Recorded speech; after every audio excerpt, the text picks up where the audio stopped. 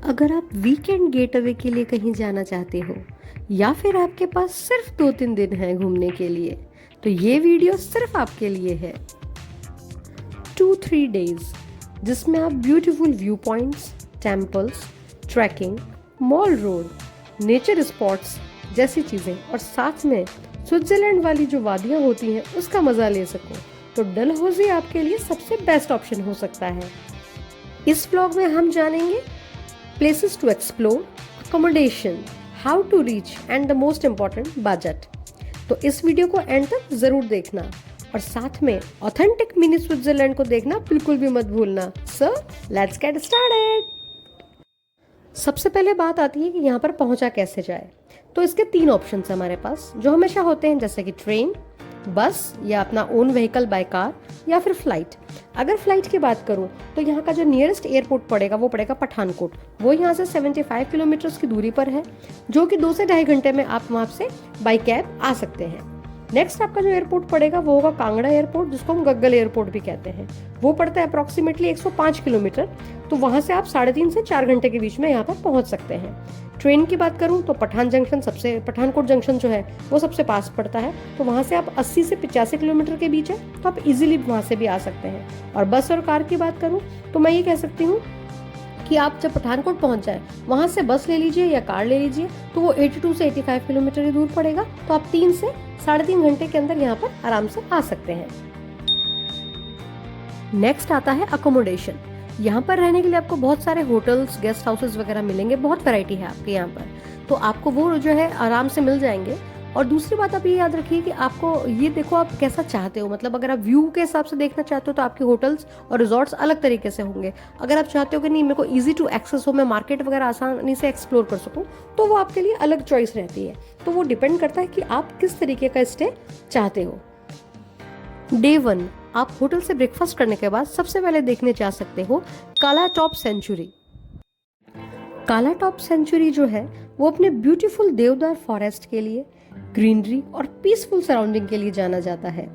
अगर आप यहाँ विंटर्स में आते हो तो यहाँ पर आपको स्नोफॉल और स्नो एक्टिविटीज करने को भी मिलेंगी।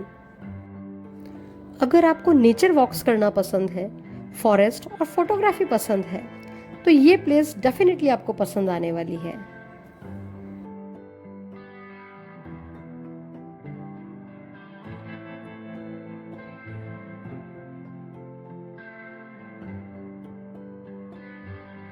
यहाँ पर नेचर में अपना टाइम थोड़ा सा स्पेंड करना एक ब्यूटीफुल एक्सपीरियंस हो जाता है। ये एक वाइल्ड लाइफ सेंचुरी है, तो यहाँ पर आपको कई तरह के जो बर्ड्स होते हैं वो भी देखने को मिल सकती है और जंगली जानवर भी देखने को मिल सकते हैं।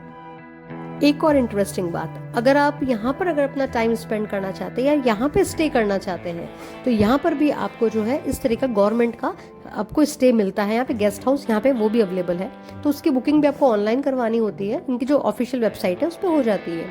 तो आप चाहो तो यहाँ भी रह सकते हो।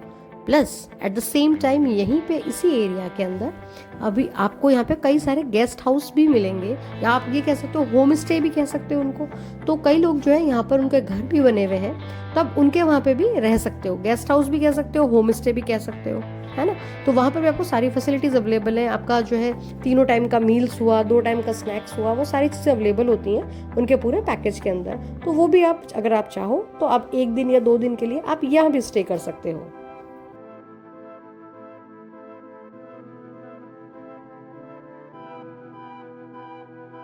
अगर आप यहाँ पे गर्मियों के समय आते हो, यानी अपनी मई जून की जो छुट्टियां होती हैं, अगर उसको स्पेंड करने आते हो, तो यहाँ पे आपको काफ़ी ग्रीनरी देखने को मिलेगी।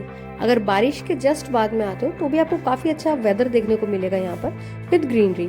और अगर आप सर्दियों में आते हो तो यहाँ पर आप मान के चलो आपको आराम से स्नोफॉल भी देखने को मिलेगा और स्नो एक्टिविटीज़ भी कर सकते हो आप यहाँ पर। एक्टिविटीज़ मतलब आप स्नो से नॉर्मल खेल सकते हो, ऐसा स्पेशल एक्टिविटीज़ नहीं है यहाँ पर, लेकिन आप यहाँ पे बहुत अच्छा टाइम स्पेंड कर सकते हो नेचर के साथ।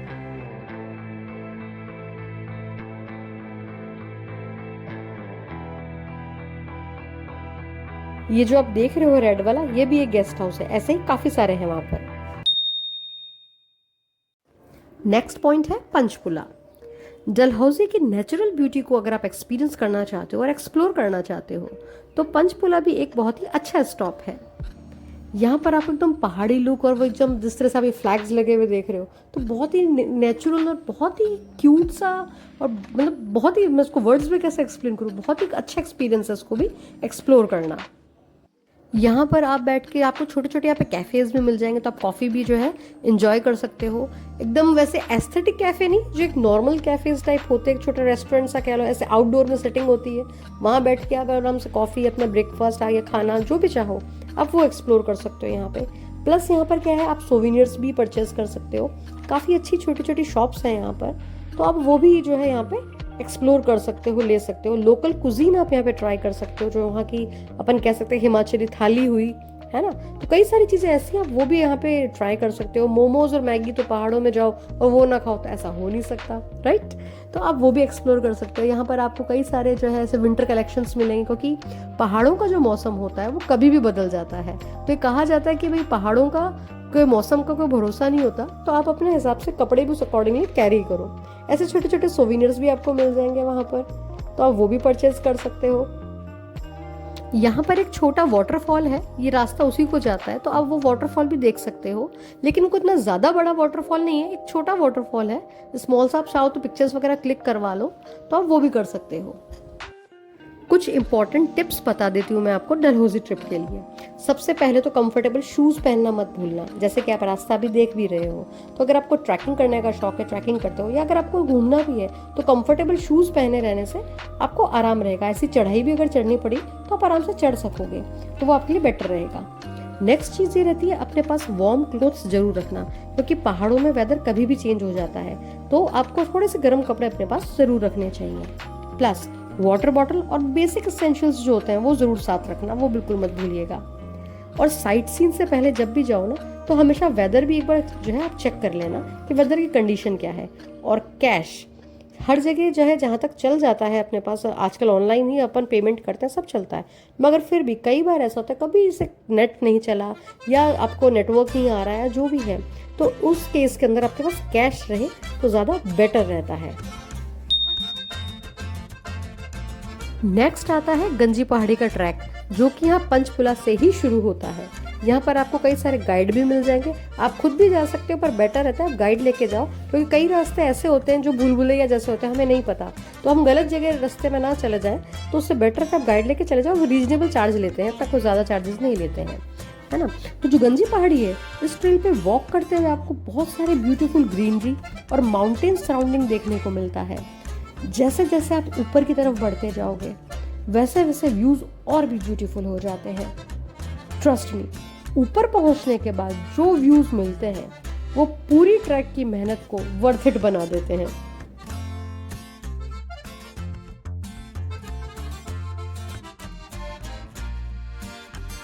रास्ते देख के समझ ही गए होंगे मैंने क्यों कहा कंफर्टेबल शूज पहनना। ये ट्रैक करने में आपको ऊपर जाते हुए मान के चलो 1 से 1.5 घंटा लगेगा, है ना, 1.5 घंटा अपन लेके चलते इतना आपको लगेगा, और वापस आते टाइम भी आपको जो है अंदाजे से इतना ही समय लगेगा, या थोड़ा कम मान लो। यहाँ तक पहुँचते टाइम बीच में आपको एक पॉइंट ऐसा मिलेगा जहाँ आप रेस्ट कर सकते हो, चाय पानी पी सकते हो, या मैगी वगैरह खा सकते हो। ज़्यादा ऑप्शंस अवेलेबल बिल्कुल भी नहीं है यहाँ पर।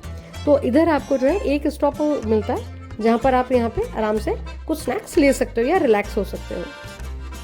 अब ये लगता होगा ना कई बार कि इसका नाम गंजी पहाड़ी क्यों है जब आसपास इतनी हरियाली है। तो बेसिकली बात ये है कि जो ये पहाड़ी खुद है, इसके ऊपर आपको ऐसा सूखा ही दिखेगा, ऐसे कोई हरे भरे जो देवदार के पेड़ या जिस तरह के जो अपने पाइन ट्रीज थे वो नहीं मिलेंगे जो सामने की पहाड़ियों पे आप देख पा रहे हो। यहाँ ऐसा सूखा सूखा ही है, यानी इस पे कुछ ऐसा उगा हुआ नहीं है, तो उसका नाम गंजी पहाड़ी पड़ा हुआ है कि इस पे कुछ ऐसी वेजिटेशन या कल्टीवेशन ऐसा कुछ है नहीं, as compare to the another जो आपको सामने की तरफ अनदर दिख रहे हैं ना उनके हिसाब से।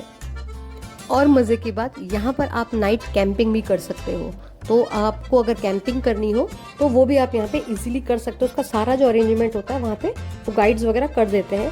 एक मेरे नोन में है जिनका मैं जो डिटेल है वो इसी डिस्क्रिप्शन में डाल दूंगी, तो आप वहाँ से अगर आप चाहो तो उनसे कॉन्टैक्ट कर सकते हो।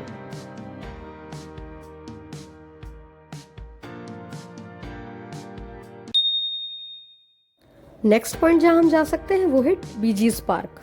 ये डेडिकेटेड है उन इंडियन सोल्जर्स की मदर्स के लिए जिन्होंने अपने बेटों को जंग में खो दिया।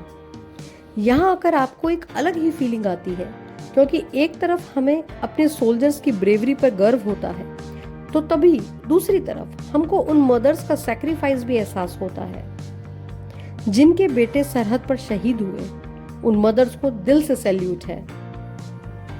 यहाँ से फ्री होने के बाद आप चाहो तो अपने होटल जाके थोड़ा रिलैक्स कर सकते हो और शाम को वापस जो है मॉल रोड के लिए निकल सकते हो, या फिर आप यहाँ से भी सीधा अगर जाना चाहो, अगर आप थोड़ा यहीं पे लेट हो गया हो, 5-6 बज गए हो, तो आप यहीं से मॉल रोड की तरफ जा सकते हो। वहाँ पर आप आराम से कैफ़े मिलेंगे, रेस्टोरेंट्स है बहुत अच्छे अच्छे, शॉपिंग के लिए बहुत कुछ है, गेमिंग जोन्स है वहाँ पर। तो मतलब हर किसी के लिए कुछ ना कुछ है, चाहे बड़ा हो, बुजुर्ग हो, नॉर्मल जो यंगस्टर्स हो या बच्चे हों, हर किसी के लिए वहाँ पे आपको कुछ ना कुछ ज़रूर मिलेगा। तो अपनी इवनिंग आप अपने अकॉर्डिंगली वहाँ पर स्पेंड कर सकते हो।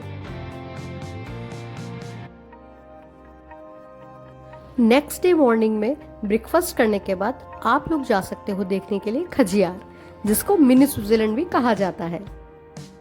आई सजेस्ट अपना सेकंड डे आप थोड़ा जल्दी शुरू करो।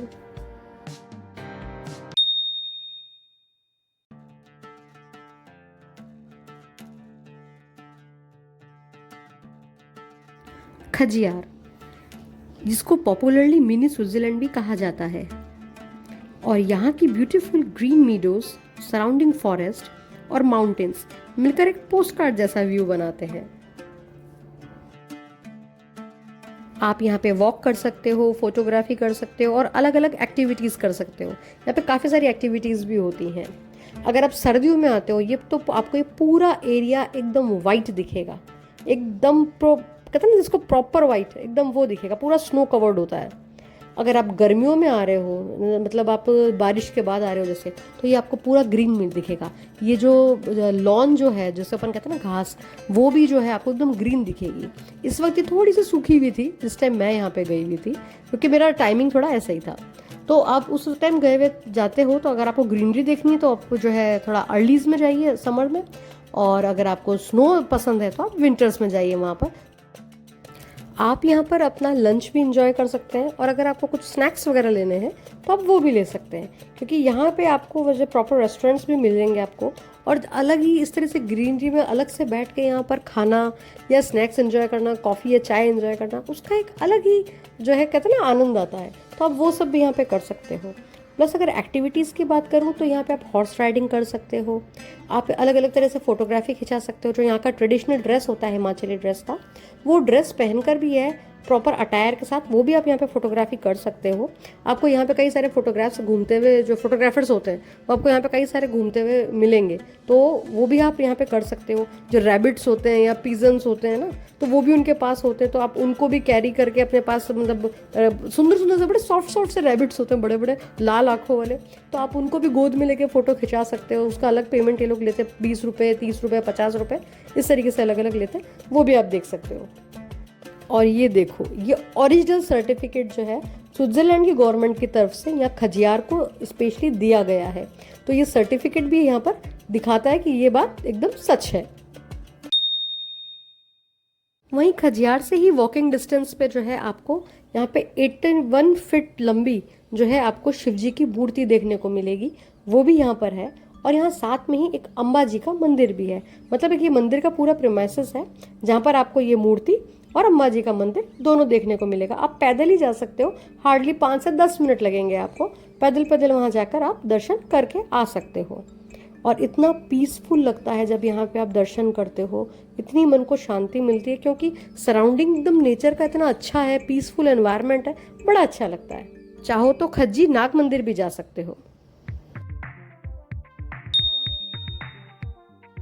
अब बात आती है सबसे इम्पोर्टेंट चीज़, बजट की।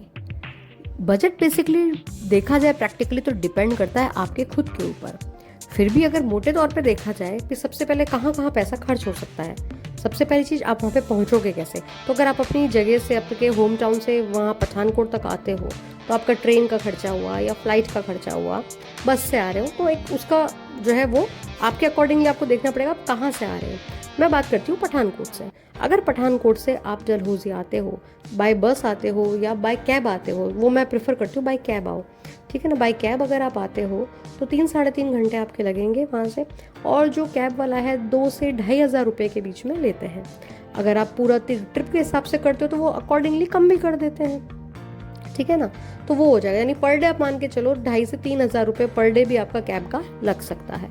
तो 2 दिन है तो हमारे पास मान के चलो 6,000 रुपये मैं मान के चलती हूँ मोटे मोटे तौर पे, आपको जो बता रही हूँ मैं। तो अगर 2 जनों के बीच में तो वो डिवाइड हो जाएगा, आप कितने जने हो उस अकॉर्डिंगली वो डिवीजन हो जाएगा। होटल्स की बात करें तो होटल जो है आपको 2,500 रुपये में, मतलब 2,000 से लेकर 2,500 तक आपको बहुत अच्छे होटल्स मिल जाएंगे। और मेरी प्रेफरेंस रहती है अगर आप हिमाचल टूरिज्म का खुद का होटल रहते हो तो वो ज़्यादा अच्छा रहता है। मेरा खुद का पर्सनल व्यू ये है। तो आपको इजीली वो मिल जाते हैं होटल्स। बस ये ध्यान रखो होटल जो भी लो अपना मतलब मॉल रोड के एक्सेस आप कर सको, थोड़ा पास में लो तो ज़्यादा बेटर है। खाने पीने पे आप देख के चलो पूरे दिन में 1,000 रुपये से ज़्यादा खर्चा इतना नहीं आता, बाकी डिपेंड करता है आप क्या खाना प्रेफर करते हो। आप आराम से 2-3 दिन जो आप रहते हो खाते हो अपना सारा, मान के चलो कि मतलब 18 से 20,000 रुपये मैक्सिमम है, और 2 जनों के बीच में हो तो आप उसको डिवाइड कर लो, यानी पर हेड आपका जो है 8 से 9,000 एक तरह से पर हेड आएगा। आई होप आपको ये व्लॉग जो है पसंद आया होगा या आइटनरी पसंद आई होगी। अगर आपको कोई भी मन में डाउट है तो आप मेरे को कमेंट करके पूछ सकते हैं। इसी तरह के ट्रैवल व्लॉग्स को देखने के लिए आप मेरे चैनल को सब्सक्राइब कर सकते हैं, that is Swati's vlog world. और प्लीज़ शेयर एंड सब्सक्राइब करना बिल्कुल भी मत भूलिएगा अपने फ्रेंड्स के साथ और फेलो ट्रैवलर्स के साथ। Thanks for watching. मिलते हैं नेक्स्ट व्लॉग में, तब तक keep travelling, keep safe yourself.